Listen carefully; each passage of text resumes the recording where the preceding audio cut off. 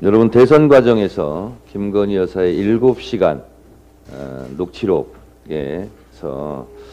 이런 말을 기억하실 겁니다. 권력이라는 게 잡으면 우리가 안 시켜도 알아서 경찰들이 입건한다. 이런 말이 여러분 기억나실 겁니다.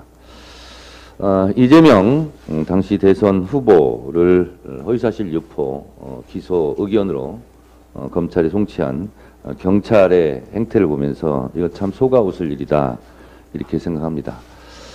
사건의 내용은 매우 간단합니다.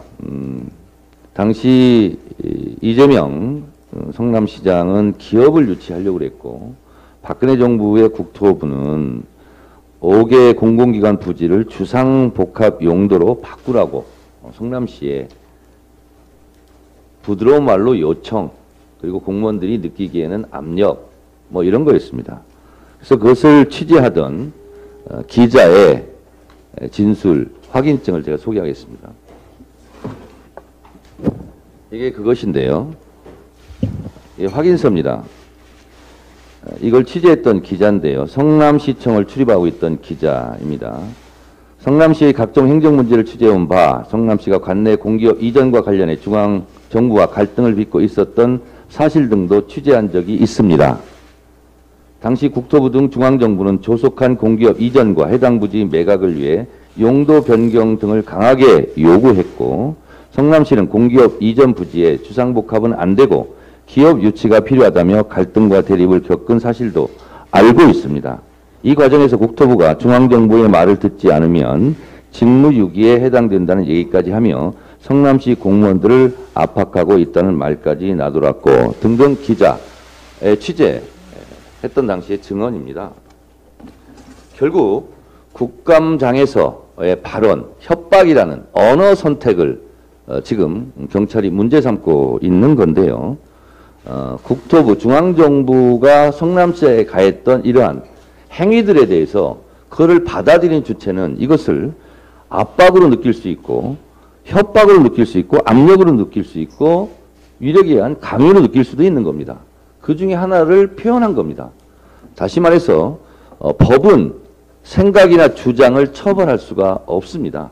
그리고 이와 유사한 사건은 이미 경기도지사 선거 시절 TV토론에서 한 것에 대해서 대법원은 무죄라고 이미 판례를 내린 바가 있습니다.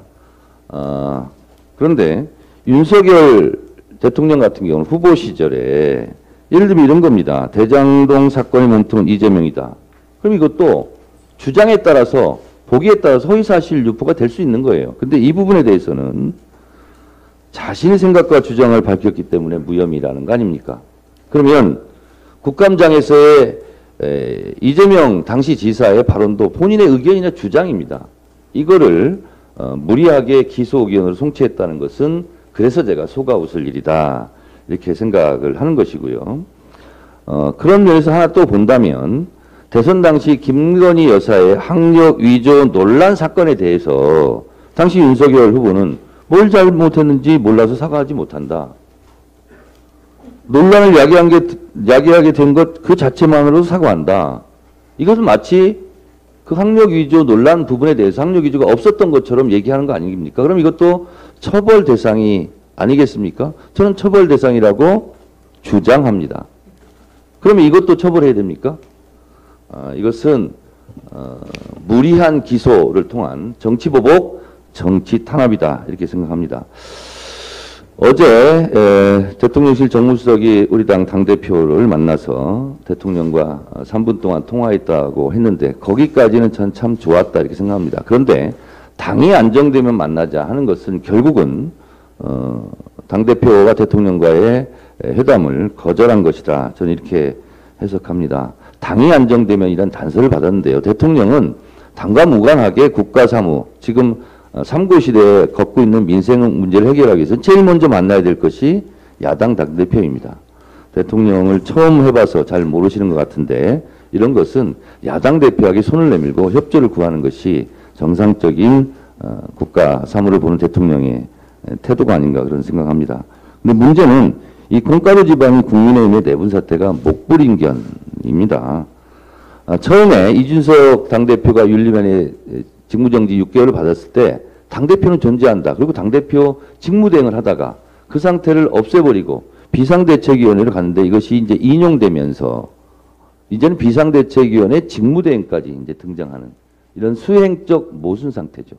그러니까 국민의힘이 무엇을 하면 비상 상황이기 때문에 못하는 건데 근데 무엇을 행위를 한다는 것은 정상적인 상태라는 거거든요. 이거를 논리학적으로 수행적 모순 상태라고 그러는데 이게 이제 이런 거더라고요. 예를 들면 이 명령에 따르지 말 것을 명령한다.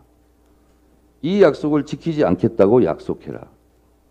이 내기에서 내가 이기지 못하는 쪽에 내기를 거는 거와 같은 수행적 모순 상태고 추석 연휴 직후에 9월 14일 날 다시 2차 가처분 인용 여부가 결정되는데 결국은 정상을 비정상화하고 비정상을 다시 비정상화하는 국민의힘 내분 사태가 조속히 안정되기를 바라지만 그럴 것 같지는 않고 결국은 잘못된 첫 단추를 다시 풀어헤쳐서 첫 단추를 깨는 것이 정상이 아닌가 그렇게 생각합니다.